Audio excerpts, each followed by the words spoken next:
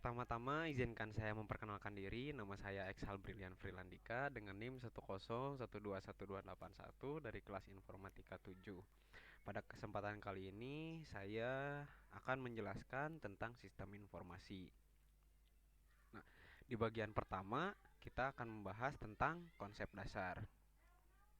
Nah, yang pertama ada konsep dasar data. Nah, klasifikasi data ini terbagi menjadi tiga. Ada jenis data, sifat data, dan sumber data. Nah, jenis data juga dibagi menjadi dua, yaitu ada data hitung dan data ukur. Data hitung sendiri diperoleh dari hasil perhitungan, sedangkan data ukur menunjukkan ukuran mengenai nilai-nilai tertentu. Nah, untuk sifat data juga dibagi menjadi dua, ada data kuantitatif dan data kualitatif. Data kuantitatif adalah data mengenai penggolongan yang berkaitan dengan penjumlahan, sedangkan data kualitatif yaitu data mengenai penggolongan yang berkaitan dengan kualitas atau sifat tertentu. Sumber data juga dibagi menjadi dua. Yang pertama ada data internal, yang kedua ada data eksternal. Nah, data internal itu adalah data asli, sedangkan data eksternal adalah data hasil dari observasi orang lain. Nah, untuk data eksternal sendiri terbagi menjadi dua lagi, itu ada data primer dan juga data sekunder. Nah, lanjut. Nah, untuk yang kedua ada konsep dasar sistem. Nah, untuk definisi sistem sendiri, sistem itu adalah suatu kumpulan atau himpunan dari unsur atau variabel-variabel yang saling terorganisasi, saling berinteraksi dan saling bergantung satu sama lain. Nah, untuk karakteristik sistem itu sendiri ada komponen sistem, batasan sistem, ruang lingkup sistem, penghubung sistem, masukan sistem, keluaran sistem, pengolah sistem, dan sasaran sistem. Lanjut, yang ketiga itu ada konsep dasar informasi. Nah, fungsi informasi yang pertama itu adalah sumber berita. Sebagai sumber berita, informasi disampaikan melalui media-media pemberitaan seperti televisi, radio, website atau blog, atau portal berita daring. Yang kedua, sebagai sumber pengetahuan baru. Meskipun sudah umum dan banyak diketahui orang lain, sebuah informasi bisa menjadi sumber pengetahuan bagi orang lainnya yang belum pernah mendapatkan informasi tersebut. Yang ketiga, memberikan kepastian. Informasi yang lengkap dan valid dari sumber terpercaya akan memberikan kepastian sehingga Anda dapat mengambil keputusan dengan yakin dan tepat. Nah, yang keempat, hiburan. Sebuah informasi tidak harus selalu bersifat serius. Informasi juga bisa disajikan dengan cara yang menghibur, misalnya dengan menggunakan narasi yang menarik dan dilengkapi gambar, foto, atau video. Lalu yang kelima, sebagai alat untuk menyosialisasikan kebijakan. Sebuah kebijakan perlu disosialisasikan sebelum diberlakukan agar dipahami dengan baik dan benar. Informasi yang benar bisa menjadi alat yang efektif dalam mengkomunikasikan kebijakan tersebut. Yang keenam, sebagai alat untuk mempengaruhi masyarakat. Informasi tidak saja berguna bagi penerima, tetapi juga pihak yang menyampaikannya. Informasi yang baik bisa memengaruhi masyarakat untuk setuju dengan si penyampai informasi. Misalnya untuk membeli sebuah produk atau dalam memilih seorang pemimpin. Yang ketujuh, yaitu dasar dalam menyampaikan opini. Nah, media sosial membuat siapa saja bisa dengan mudah menyampaikan pendapatnya. Sayangnya, banyak opini yang tidak sesuai dengan fakta. Opini yang baik adalah opini yang didasarkan pada informasi yang berasal dari sumber yang terpercaya. Lanjut di bagian kedua, yaitu definisi sistem informasi. Apa sih sistem informasi itu? Sistem informasi merupakan suatu kerangka yang menggabungkan teknologi informasi, data, proses bisnis, dan orang-orang untuk menciptakan aliran informasi yang efisien dan efektif. Tujuan utama dari sistem informasi adalah mengumpulkan, mengelola, menyimpan, dan menyebarkan informasi secara efektif. Nah, untuk komponen sistem informasi itu sendiri ada 4. Yang pertama manusia, yang kedua proses, yang ketiga data, dan yang keempat teknologi informasi. Nah, yang pertama itu manusia. Manusia adalah pengguna dan pengelola sistem informasi. Manusia berinteraksi dengan sistem seperti memasukkan data, mengambil keputusan berdasarkan laporan, dan menggunakan perangkat lunak. Lalu yang kedua ada proses. Proses adalah serangkaian langkah-langkah yang diambil untuk mengubah input menjadi sebuah output. Nah, contoh proses itu bisa termasuk pemesanan barang, proses produksi, atau distribusi produk. Penting untuk menggambarkan bagaimana data itu diolah melalui proses ini. Yang ketiga ada data. Nah, data adalah fakta, angka, teks, gambar, atau informasi lain yang digunakan sebagai dasar pengambilan keputusan. Anda perlu membedakan antara data mentah dan informasi yang dihasilkan dari sebuah pengolahan data. Lalu yang keempat ada teknologi informasi. Nah, teknologi informasi itu sendiri mencakup perangkat keras dan perangkat lunak yang digunakan untuk mengelola data dan menjalankan proses bisnis. Nah, adapun komponen sistem informasi menurut Burch dan Grudnitsky di tahun 1996. Nah, yang pertama ada blok masukan, yang kedua blok model, yang ketiga blok keluaran, yang keempat blok teknologi, yang kelima blok basis data, dan yang keenam blok kendali. Lalu ada jenis-jenis utama sistem informasi. Nah, ada sistem informasi transaksional. Nah, sistem informasi transaksional ini digunakan untuk merekam transaksi sehari-hari seperti penjualan, pembelian, dan penggajian. Nah, data yang digunakan juga umumnya akurat dan real time. Lalu ada sistem pendukung keputusan. Nah, sistem pendukung keputusan ini membantu pengambilan keputusan dengan menganalisis data menggunakan model dan algoritma tertentu. Ini membantu dalam mengidentifikasi tren dan pilihan terbaik. Yang ketiga, ada sistem informasi manajemen. Nah, sistem informasi manajemen ini digunakan oleh manajer dan staf menengah untuk pengambilan keputusan. Sistem ini menghasilkan laporan dan analisis yang membantu dalam mengelola operasi bisnis. Lalu ada sistem informasi eksekutif. Nah, sistem informasi eksekutif ini mendukung keputusan strategis di tingkat eksekutif. Ini mengumpulkan data dari berbagai sumber internal dan eksternal untuk memberikan pandangan luas tentang kondisi bisnis. Nah, manfaat dari sistem informasi yang pertama yaitu meningkatkan efisiensi proses bisnis. Nah, sistem informasi dapat mengotomatisasi proses bisnis, mengurangi kesalahan manusia, dan mempercepat operasi. Lalu yang kedua, mendukung pengambilan keputusan yang lebih baik. Sistem informasi menyediakan informasi dan analisis yang diperlukan untuk pengambilan keputusan yang tepat, waktu, dan tepat. Lalu yang ketiga, memungkinkan kolaborasi yang lebih baik di antara tim. Nah, sistem informasi ini memungkinkan kolaborasi tim yang lebih efektif melalui berbagai informasi secara online. Lalu yang keempat, meningkatkan visibilitas dan kontrol atas operasi bisnis. Nah, sistem informasi memberikan visibilitas yang lebih besar atas operasi bisnis, memungkinkan pengolahan yang lebih baik.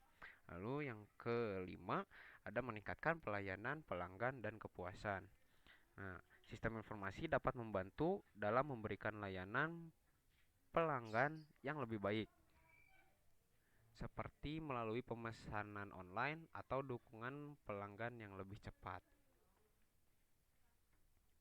Lanjut ke bagian ketiga, ada metodologi pengembangan sistem. Nah, apa sih metodologi itu? Nah, metodologi adalah kesatuan metode-metode, prosedur-prosedur, konsep-konsep pekerjaan, aturan-aturan, dan postulat-postulat yang digunakan oleh suatu ilmu pengetahuan, seni, atau disiplin yang lainnya. Sedangkan metode adalah suatu cara, teknik yang sistematik untuk mengerjakan sesuatu. Apa itu metodologi pengembangan sistem? Nah, metodologi pengembangan sistem adalah metode-metode, prosedur-prosedur, konsep-konsep pekerjaan, aturan-aturan, dan postulat-postulat yang akan digunakan untuk mengembangkan suatu sistem informasi. Nah, lalu ada model pengembangan sistem. Nah, yang pertama ada model sequential linear atau classic life cycle waterfall model. Nah, terdiri dari tahapan perencanaan sistem, analisa kebutuhan, desain, penulisan program, pengujian, dan perawatan sistem. Lalu ada model prototype atau prototyping model. Dimulai dengan pengumpulan kebutuhan dan perbaikan, desain cepat, pembentukan prototipe, evaluasi pelanggan terhadap prototipe, perbaikan prototipe, dan produk akhir. Lalu ada Rapid Application Development atau RAD. Nah, model dengan kegiatan dimulai pemodelan bisnis, pemodelan data, pemodelan proses, pembangkitan aplikasi, dan pengujian. Lalu ada model evolusioner. Nah, model evolusioner ini dapat berupa model incremental atau model spiral. Model incremental merupakan gabungan model sequential linear dengan prototyping. Sedangkan model spiral menekankan adanya analisa resiko. Jika analisa resiko menunjukkan ada ketidakpastian terhadap kebutuhan, maka pengembangan sistem dapat dihentikan. Lanjut ke bagian keempat, ada alat dan teknik pengembangan sistem. Sebenarnya ada banyak ya teknik-tekniknya, cuma di sini saya mengambil salah satu yaitu DFD atau Data Flow Diagram. Nah, Data Flow Diagram itu adalah sistem diagram alir data yang dibuat untuk membantu perancangan perangkat lunak untuk kebutuhan personal, bisnis maupun organisasi. Terdapat 4 macam notasi diagram yang digunakan, yaitu data store, data flow, proses, dan external entity. Nah, lanjut ke teknik pengembangan sistem. Nah, teknik pengembangan sistem ini ada CPM atau Critical Path Method. Nah, Critical Path Method ini merupakan model kegiatan proyek yang digambarkan dalam bentuk jaringan. Kegiatan yang digambarkan sebagai titik pada jaringan dan peristiwa yang menandakan awal atau akhir dari kegiatan digambarkan sebagai busur atau garis antara titik.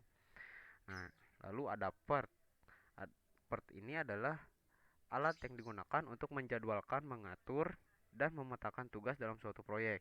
Nah, PERT itu sendiri singkatan dari Program Evaluation and Review Technique. Nah, atau teknik evaluasi dan tinjauan program.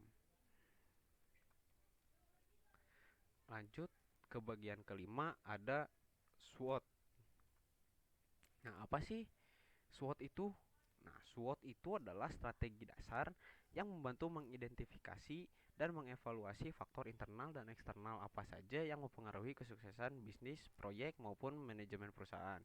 Nah, tujuan SWOT itu sendiri adalah untuk menilai masalah dan memanfaatkan situasi yang ada sebaik mungkin yang melekat pada bisnis untuk menemukan berbagai hal yang harus ditingkatkan, dipertahankan, dan dihindari dengan mempertimbangkan kinerja, persaingan, risiko, potensial, dan strategi. Nah, kapan sih kita harus melakukan analisis SWOT itu? Nah, yang pertama ketika internal perusahaan mengalami perubahan. Lalu yang kedua, ketika pasar juga ada perubahan, dan yang ketiga, ketika akan merencanakan pengembangan suatu perusahaan. Nah, ini tuh penting sekali untuk kita menganalisis SWOT. SWOT itu adalah singkatan dari strength, weakness, opportunities, dan juga threats. Gitu. Lalu ada tantangan. Nah, sekarang kita beralih dari SWOT, ada tantangan dari sistem informasi. Yang pertama ada keamanan dan privasi.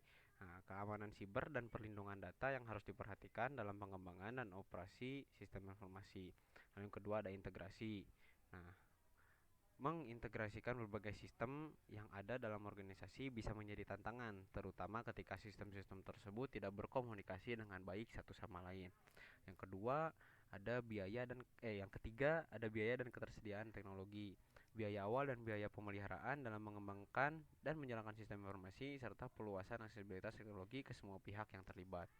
Yang keempat ada perubahan proses bisnis. Adopsi sistem informasi sering memerlukan perubahan dalam proses bisnis yang ada dan hal ini bisa menimbulkan resistensi dari pihak internal. Nah, contoh dari sistem informasi yang terkenal ini saya mengambil 4. Yang pertama ada ERP atau Enterprise Resource Planning.